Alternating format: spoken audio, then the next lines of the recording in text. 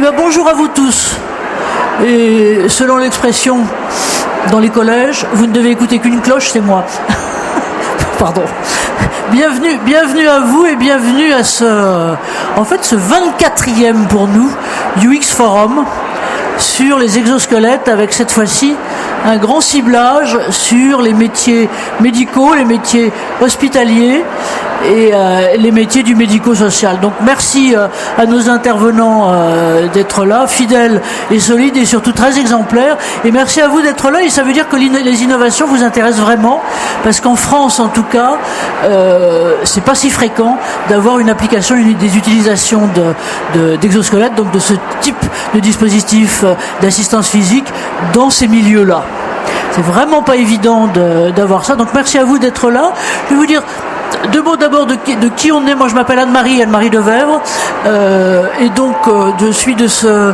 faut pas que je m'approche trop du truc. Je suis du Cercle Entreprise et Santé, qui est en fait un think tank, j'allais dire, d'intérêt général qu'on a monté il y a maintenant 19 ans, un certain temps, sur l'avenir sur l'évolution et l'avenir de la relation au travail, j'allais dire au fil de sa santé, dans tous ses états. Et on avait repéré à ce moment-là que les gens, vous, moi, ils n'avaient pas forcément envie d'être saucissonnés avec... il y a la santé qui a trait à la santé hospitalière, il y a la santé dont s'occupe mon médecin de ville, il y a celle réglementaire dont on s'occupe en entreprise, et donc c'était santé globale. Donc voilà, et notre truc est justement de mettre en lumière des exemples préfigurants de l'innovation, et notre, si on peut dire, slogan, c'est le dialogue des terrains et des savoirs. C'est ce qu'on va avoir avec vous aujourd'hui. Voilà donc pour nous, et donc je vais vous présenter, si vous voulez bien, nos grands intervenants, et qui sont des intervenants donc de terrain et d'innovation. Alors ils sont pas dans l'ordre, mais ça c'est juste pour vous embêter.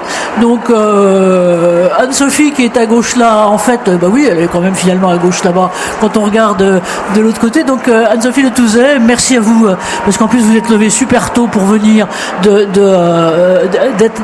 là. Elle nous vient donc de Vendée. Vous êtes ergonome, vous occupez donc de l'ensemble des conditions de travail et de l'amélioration de l'ergonomie d'une façon générale dans ce qu'on appelle le GHT 85, c'est-à-dire le groupement hospitalier territorial de la Vendée. Donc vive la Vendée, et merci de vous avoir choisi. Donc c'est votre expérience qu'on regardera de façon privilégiée là-dessus. Alors vous allez voir, on va fonctionner en duo et en binôme, et donc avec vous le concepteur, intégrateur, alors je dis toujours que, pardon, je l'ai connu en barboteuse, mais quasiment, c'était il y a 7 ans, 8 ans globalement là maintenant, et Kevin allait monter sa structure, vous veniez juste globalement de la monter, et donc lui il est Tarbais, exosquelette 100% français et 100% Tarbais de ce côté-là, et avec vous aussi de démarrage une vocation, donc vous êtes ingénieur, mais de démarrage une vocation d'aller plutôt dans le sens du médical, qui n'était pas encore ni le médico-social ni l'hospitalier,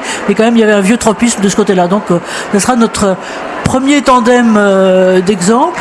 Et puis à sa droite, et donc voilà, si vous êtes juste au milieu, ça c'est bien, Zaya Sari. Donc Zaya, merci à vous d'être là. Vous êtes, j'allais dire, le docteur en pharmacie du lot, et en même temps elle a voulu, parce que finalement c'est un peu ces profils qu'on trouve dans l'innovation, des profils un peu, je vais pas dire pas zarbi, mais plutôt ouverts, et qui savent faire d'autres choses que les premières choses qu'ils ont fait. Et donc vous avez passé un diplôme d'hygiène, et votre